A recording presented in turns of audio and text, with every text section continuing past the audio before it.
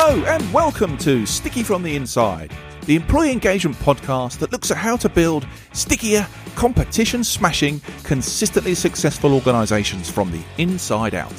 I'm your host, Andy Goram, and I'm on a mission to help more businesses turn the lights on behind the eyes of their employees, light the fires within them, and create tons more success for everyone.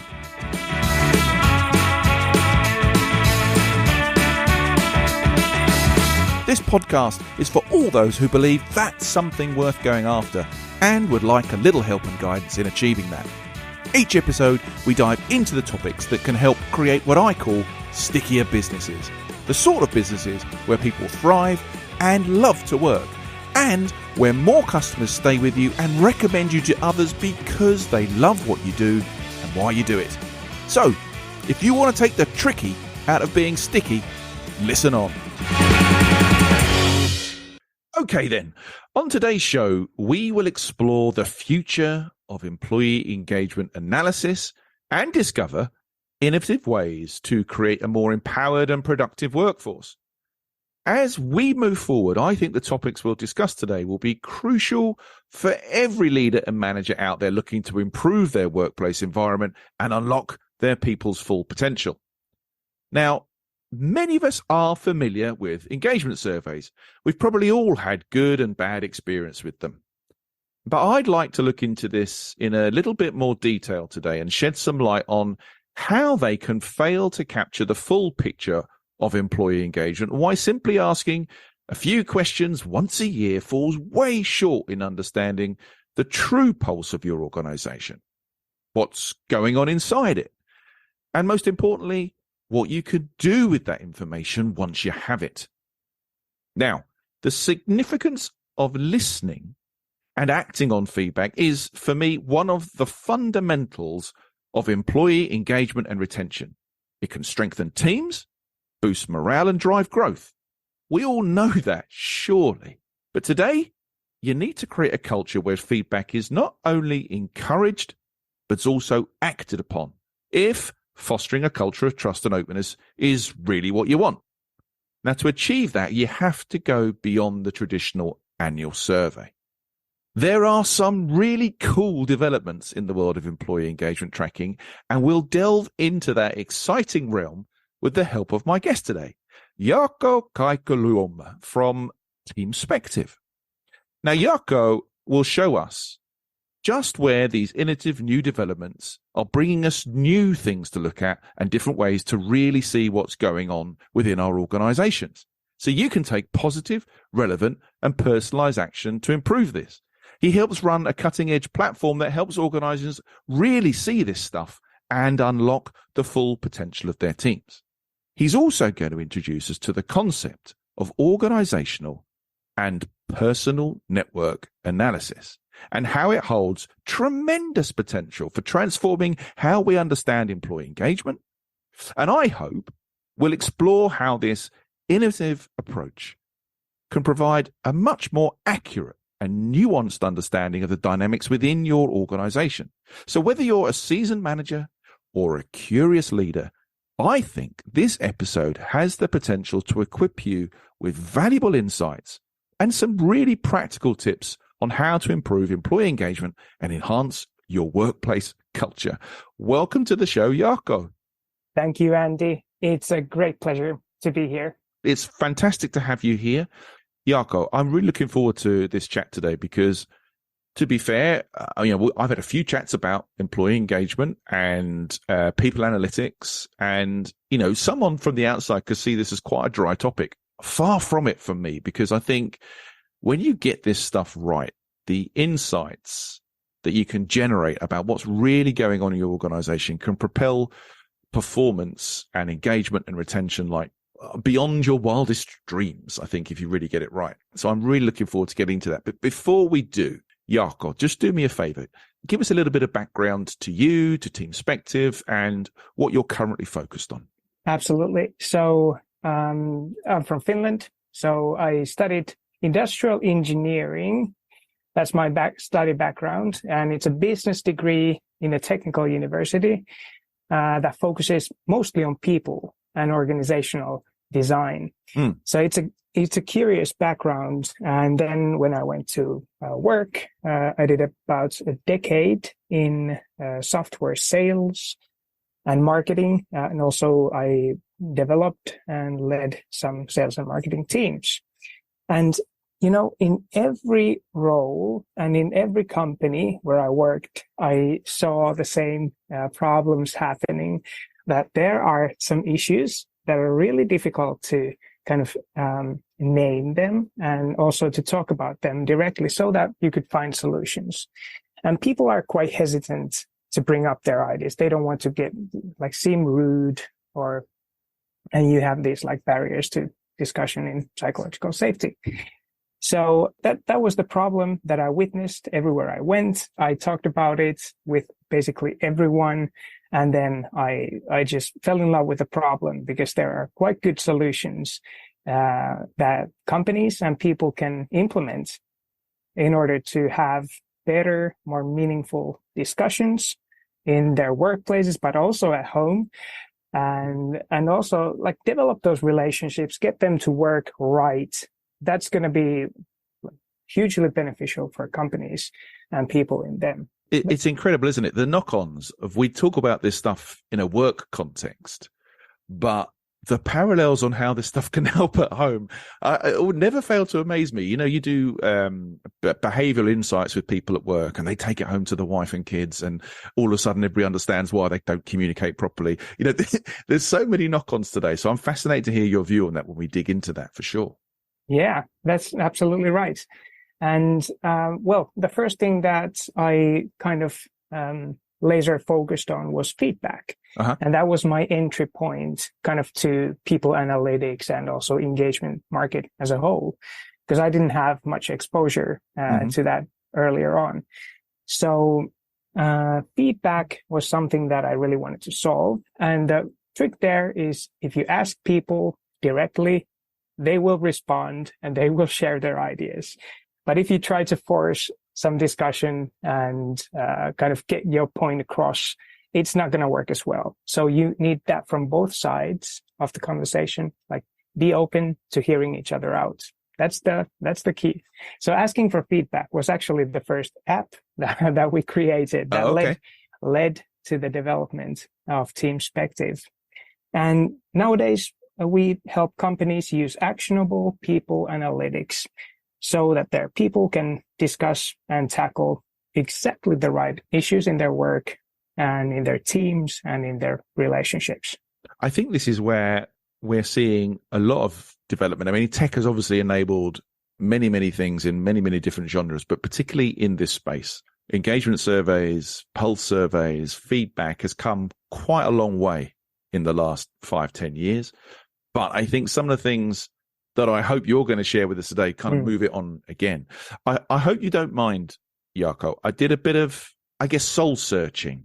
Okay. I had to think about engagement surveys, my own experiences with them, both as a client and as a practitioner. And I tried to sort of summarize what I think the shortfalls are of the more traditional kind of engagement surveys that I mentioned in the intro. I want to share them with you for two reasons. One, get your thoughts. Am I completely off whack here? Have I got it completely wrong? And that's not the way of the world. But also, how do they match up to the solutions you're trying to find to move things on? Okay. So let me just run through this list. I think the gap starts with sometimes a lack of context in traditional surveys. So because the questions are normally quite closed, I think it's very hard to add context and to ask and maybe even decipher some of the more nuanced answers that could come back if you asked slightly different questions that weren't as closed or weren't based on scales. So there's a context piece, I think, that traditional surveys can struggle with. I think sometimes you get superficial responses. So if there's any sort of pressurization from the organization for someone to fill it in, God forbid there's incentivization. But all those things can influence almost a thought to, I must give a socially desirable answer or a politically correct response, especially if organizations don't really nail down that anonymous piece behind it, or really if they don't have the psychological safety for people to stand up and say things out front. I think timing and frequency are also an issue, because I think they have traditionally had a more rigid nature. The annual or semi-annual survey can't pick up real-time evolving sentiment as to what's going on. And I know pulse surveys come in and try and rectify some of that, but it's not quite the same. I think length fatigue, that's my own phrase. I'm not sure it's a real thing, but I think at the point of a survey going out, some companies could be so desperate to find as much as they possibly can out that the length of some of these questionnaires become, well, just too much. And you get fatigue when you're filling them in, and then you skip a few questions and you just gloss over a few bits and pieces. I know I'll put an average answer or whatever it might be. And so I think the quality of answers can be affected greatly by the length of those questionnaires. Just a couple more or so to go. I think the biggest, saddest thing, which I know you're really hot on, the lack of action and follow-up that follows on from a survey. I think that could leave employees feeling disengaged and skeptical of the whole process. Why should I give my time and effort and thoughts if nothing's ever going to happen with it? And I think over time, that's where you start to see lower response rates and signals of reduced trust in the organization, which is exactly the opposite of what we're trying to achieve with the survey. I think also there's a limited perspective that can be given. So I think, again, traditional surveys tend to look at the one-person individual view of engagement. Doesn't necessarily pick up some of the group nuances that you might see, or the broader cultural issues that there. Like, I don't know, there could be power biases or communication biases. It doesn't really get picked up in a traditional survey. And then finally, I think it's just an incomplete picture.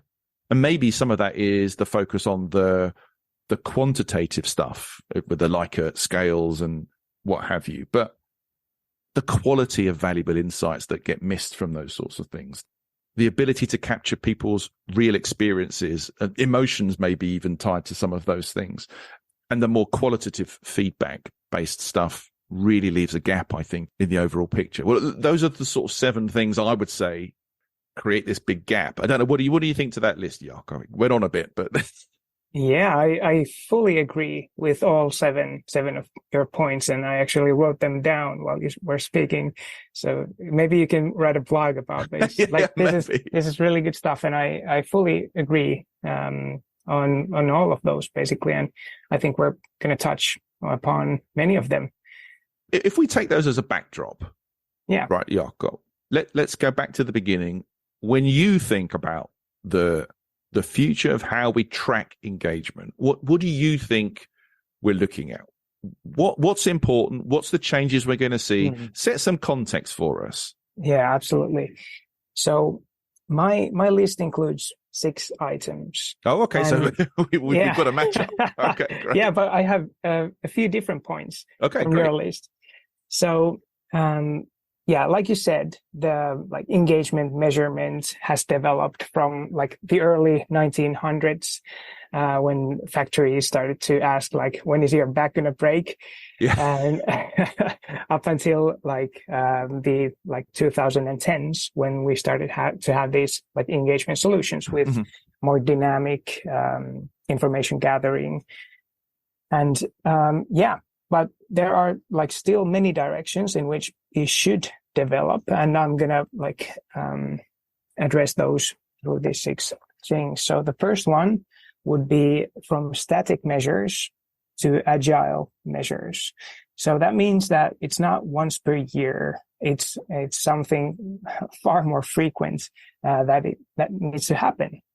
People experience different things, different problems in their teams, or how different teams collaborate, and it's far too little information if you collect that once per year, because you really want that data to be kind of the backbone of what you should be talking about.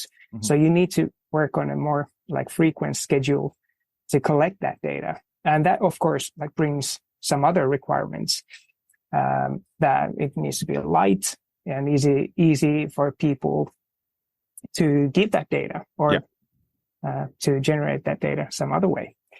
Then the second point is from fragmented to integrated data pools. Okay. So even today, most engagement solutions have very fragmented data. So they have like performance insights, they have engagements and well-being insights from those surveys, and these don't match, you know, but it would be hugely beneficial for companies to understand like their like performance cohorts, for instance, like how do different performance cohorts report their levels of engagement or well-being?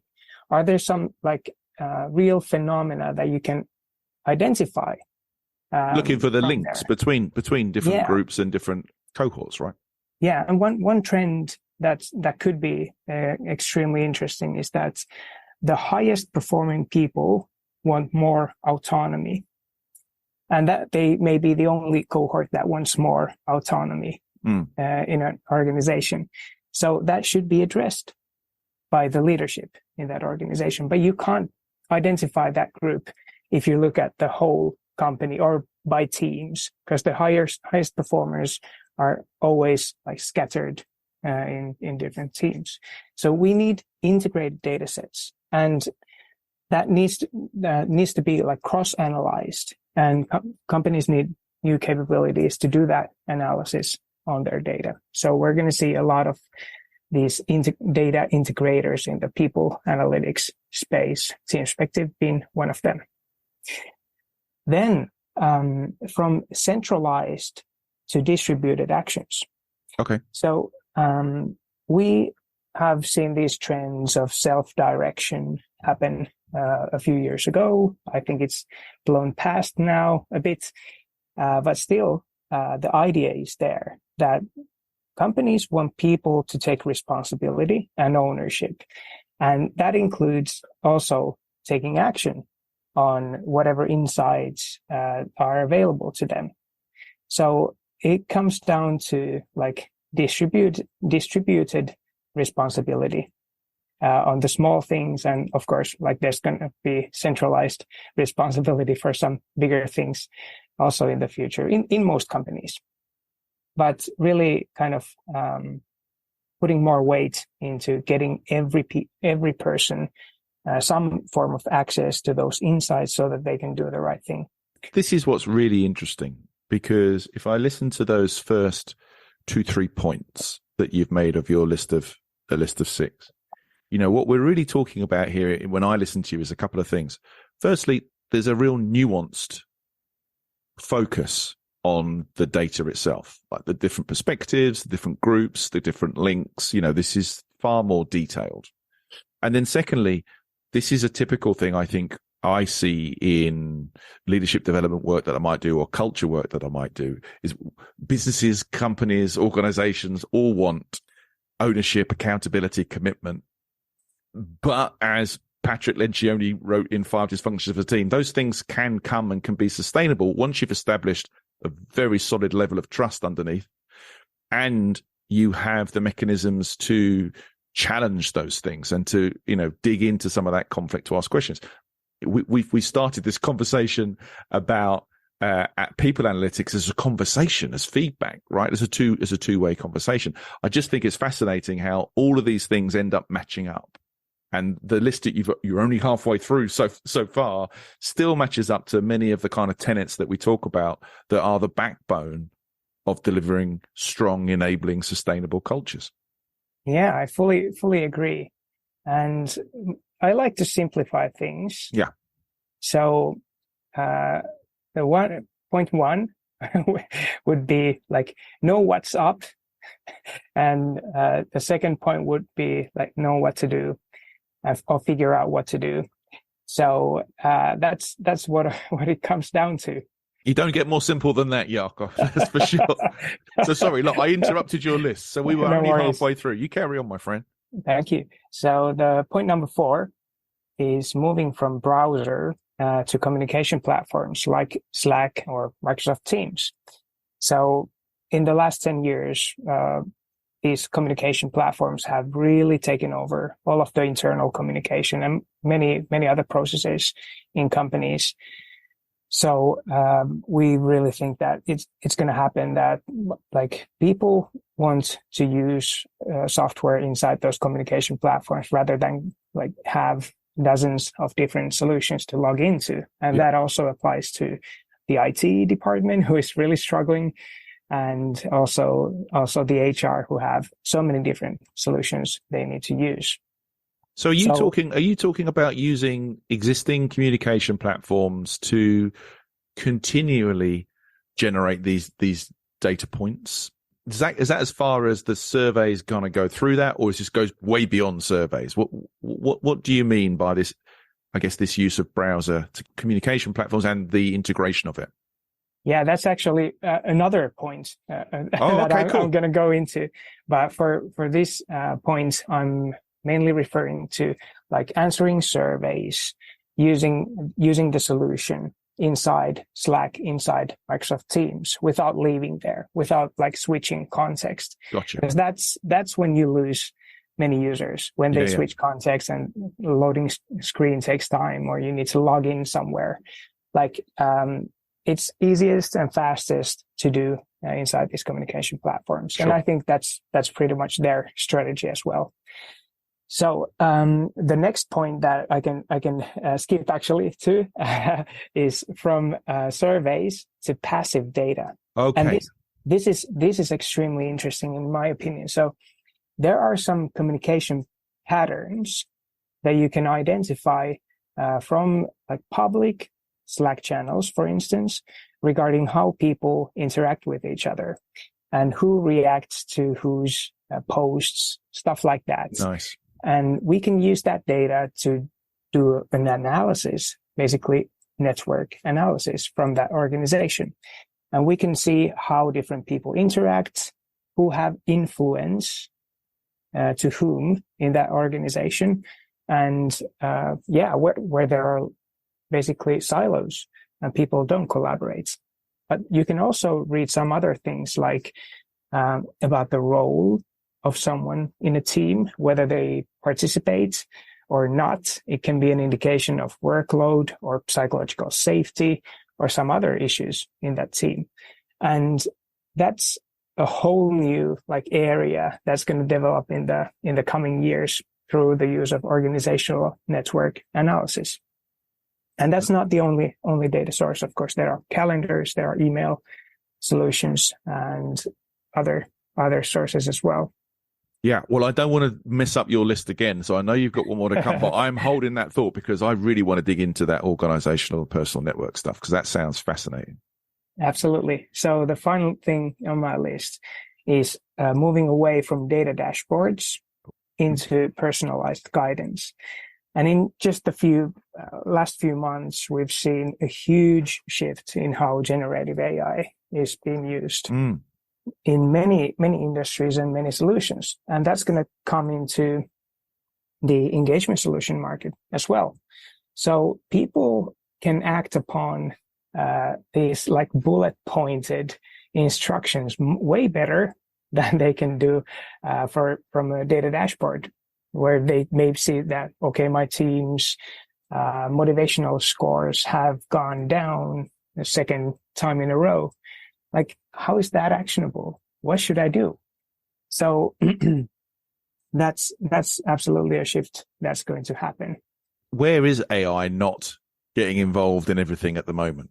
I mean, it is just blowing up. I know there's a lot of scary stuff surrounding it at the moment, but there's also an awful lot of amazing things that you can do. Anybody that's already taken the pilot into their Excel or Word documents, knows exactly what I'm talking about. What can I ask you just your own personal thoughts right now, just based on you talking about the introduction of generative AI within this sphere? Where do you see that really helping and developing, Jaakko? What can you see it being there for in the future? Yeah. So the vision that we're building towards is to have this fully automated digital coach or assistant that is going to tell you, like, no matter if you're just an individual employee or a manager or the CEO or the head of HR, they're going to tell you what's relevant in the people data and what you should do about that. And we're quite close to this, and we have been like implementing the first first versions of this solution to our customers. So it's very exciting.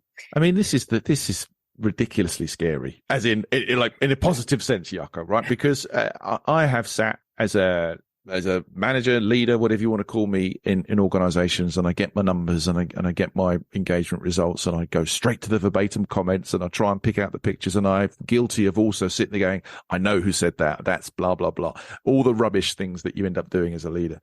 But it is always this piece around, well, so what?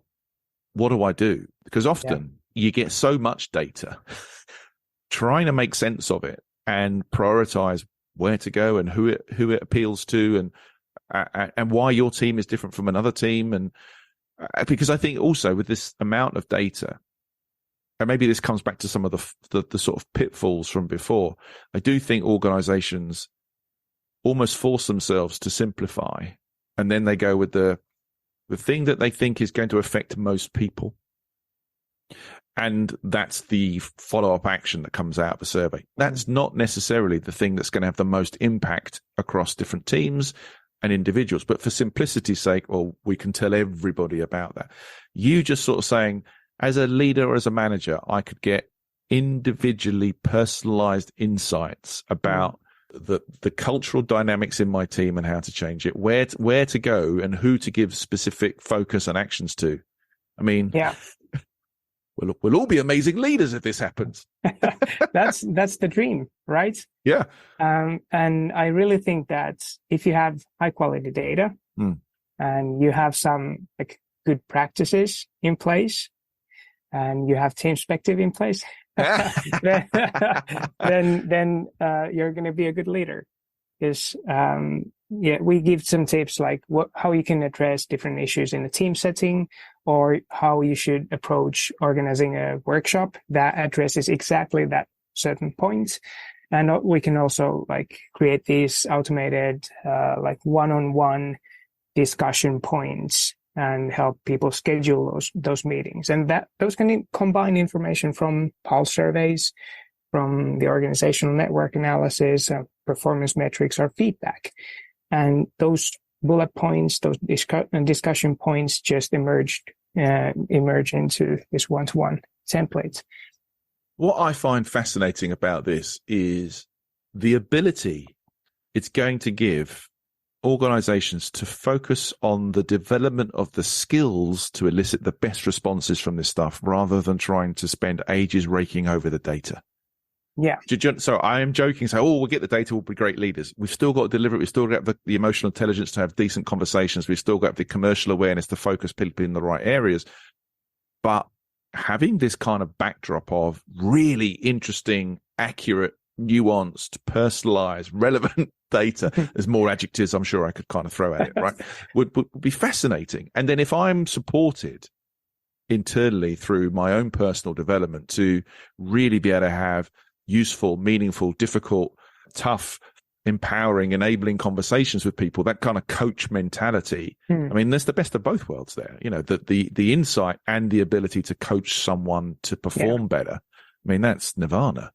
Yeah, that's exactly what we're going after. And it's not enough to have like data.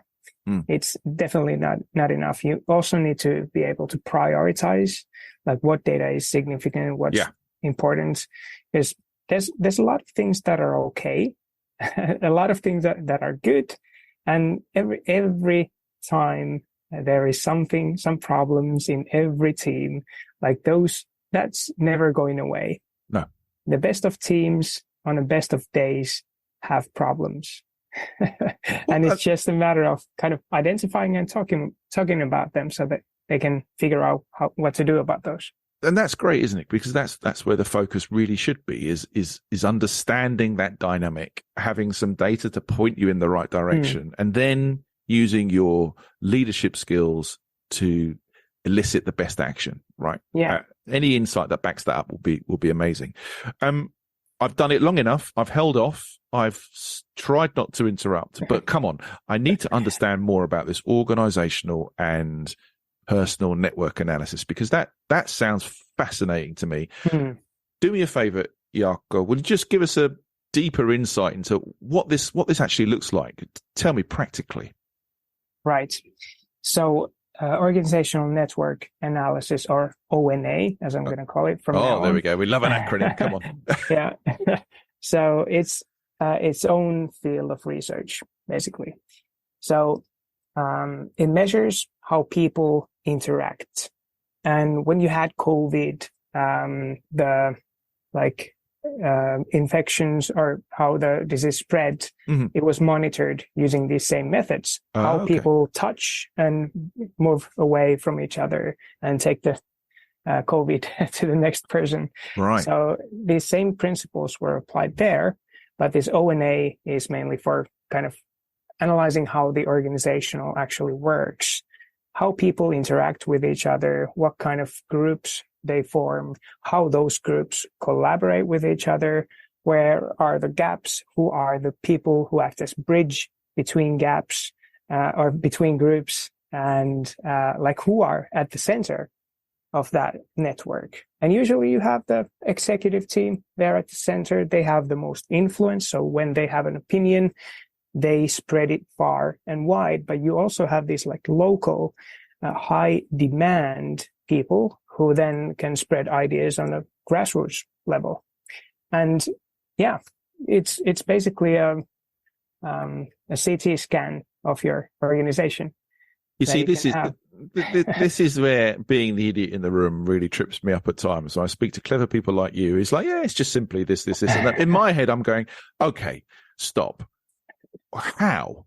Where? What are you tracking to enable you to find these relationships? I mean, that sounds like, even just from me listening to that little bit you said there, so many different data points. Some which I guess would be more trackable, like, I don't know, email contact perhaps as an example. But I guess if someone does a town hall or a leader does a speech, how do we know the effect that it's had from the, maybe I'm looking into too much detail, but talk to me. How's that all work?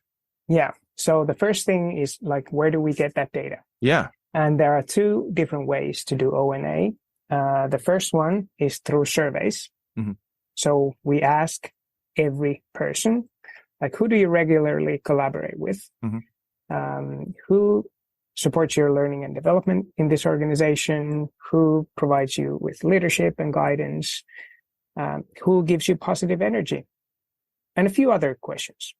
And you can ask basically any question, and it's going to create a network, right? Okay. Mm-hmm. Because people name their colleagues, their managers, whoever in those surveys.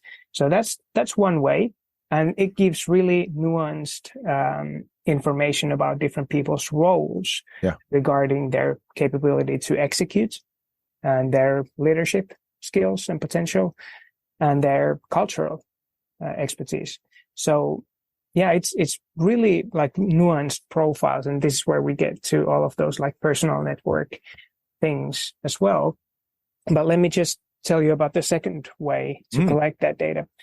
And it is from passive data, including Microsoft Teams messages, Slack messages, and calendar markings, and attendee lists and emails. And all of that data is just sitting there, and it can be used also to match pretty much the collaboration layer of that survey-based network. Mm-hmm. We get information about who's talking to whom, but we don't see the context. That's our approach. So we don't read any information or the content. You're just finding the connections between. Yes, it's only based on metadata. Mm-hmm. Metadata of those messages. So who sent it, who received it, was it two-way or one-way? Yeah. And is it how's the reciprocity in those discussions usually? Yeah. So in that reciprocity, if there are people who are conversing more, or they have more messages, more contacts, there's a stronger. Does the analysis suggest there's a stronger link there? Does it? I mean, I don't know, because you're not reading the messages themselves. Is it smart enough to work out whether that is a good set of connections or a challenging set of connections? Well, you would need to read the content of those messages, and that is too far off. In my opinion, and many others agree.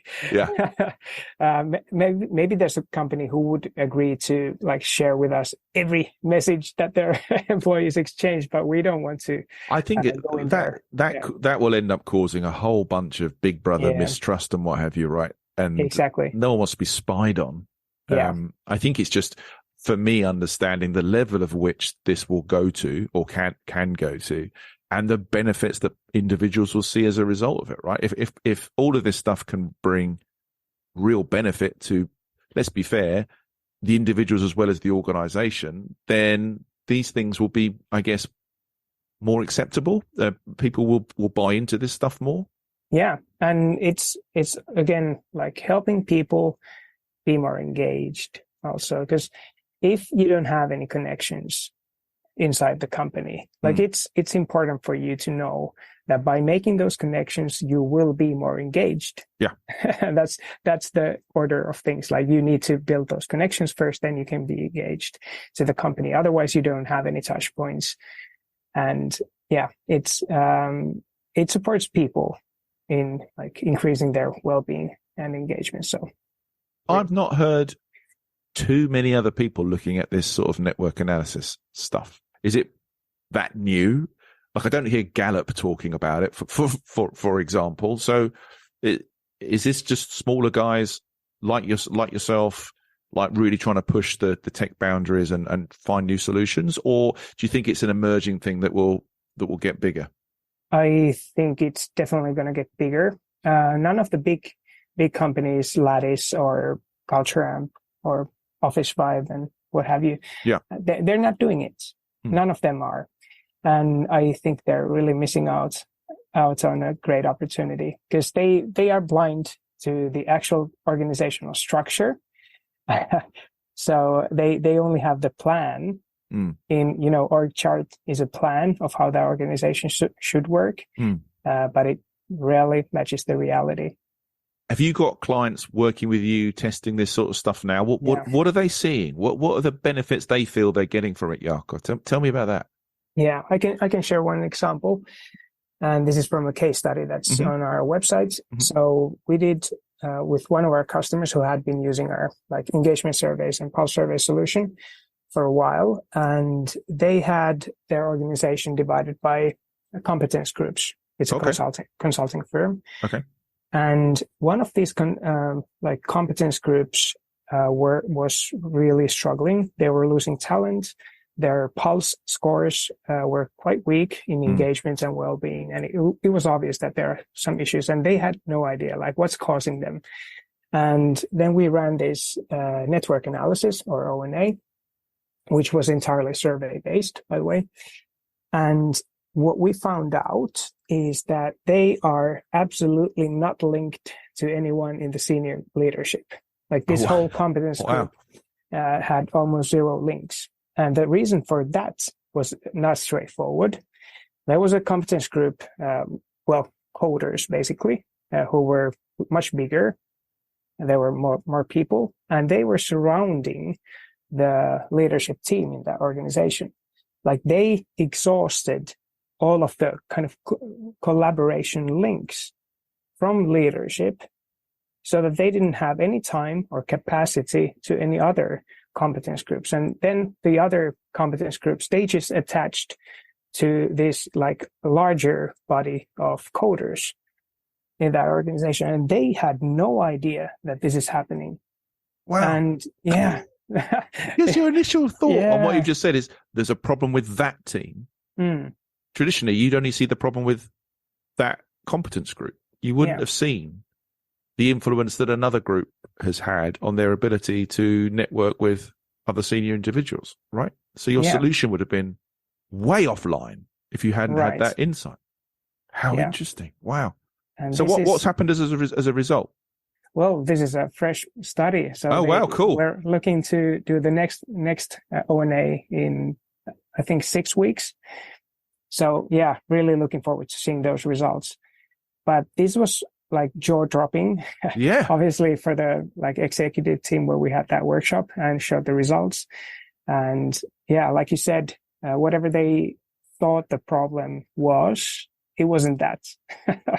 Wow. And what they need to do is to start saying no to people. Basically, they need to draw some boundaries, build some processes into like that larger competence group, so that they don't have to interact with individual people as much, so that they can use that time to coordinate the other work and other competence groups. That is fascinating. Yeah. I mean, my head is racing at the moment thinking about teams I've worked in or clients I've worked with, and you just use the data you've got, but the focus of that stuff's always on, well, why is this team performing like that? Sort them out. Yeah. You're not able to see clearly necessarily what the other effects are, whereas almost immediately in this piece, you can see that it's issues external to that team that are causing blockages, which is, I mean, you might have got there in traditional stuff, but not as quickly. It would have taken a load more man hours to get to that. And your solutions would have been completely different. Wow, that's fantastic. Yeah. Amazing. You want to hear another example? Yeah, of course I do. Come on. Okay. So there's a company who has like multiple different sales organizations across different time zones across the world in different countries. And they have their headquarters in Northern Europe. So when they did an O&A, they were quite surprised to see that these country organizations, like almost none of them were collaborating with the product team in that organization. Only the biggest, most like senior or oldest country units were doing that. And what that means is that those markets cannot get their feedback across to the product development, which means that they cannot serve that market. They can't implement changes in the product that would help serve that market, and they had different needs. Yeah. And the frustration was, of course, like visible in those units. And it was really hard to kind of put a finger on the actual issue, because they just like thought that they're not listening to us. And partly that's true, but there was just lacking collaboration with the product management and the country units. And that's like very business critical if a company wants to grow on multiple markets, to get that collaboration link working. And again, something else they would not necessarily have seen immediately, right? Yeah. But a fundamental. A fundamental, and again points you in different directions. Blimey, right? And it's only just started. Imagine when more case studies and everything build up, and more benefits are kind of seen just by some of this. I'm going to use incorrectly sort of high level analysis, but that's brilliant. That is fantastic. Let's have a little think about how to summarize where we've got to in this very short space of time, Jaakko. Okay. Because there's so much that you kind of shared in where things are moving, in really getting to some actionable people analytics and moving away from, I guess, traditional surveys. If you were to leave my listeners with 3 little pieces of advice they could fit on sticky notes, this is the area of the show we call sticky notes, what would you leave stuck around their laptop screens to help them really think about this stuff differently? Yeah. In short, my 3 sticky notes would be to first, be curious. Second, get relevant data. And third, use that data. But yeah, we can, of course, put some flesh around that. Okay.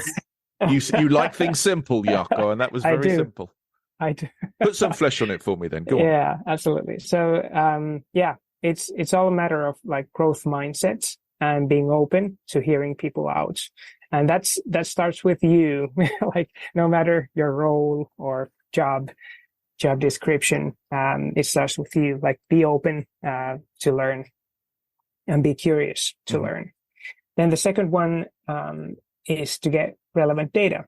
And here I would look beyond surveys. I would look beyond like traditional engagement solutions. I would try and do some sort of organizational network analysis, just to like get a full picture of what's going on, how the company works, especially when companies are implementing different changes, downsizing or restructuring so that they can compete in tougher times.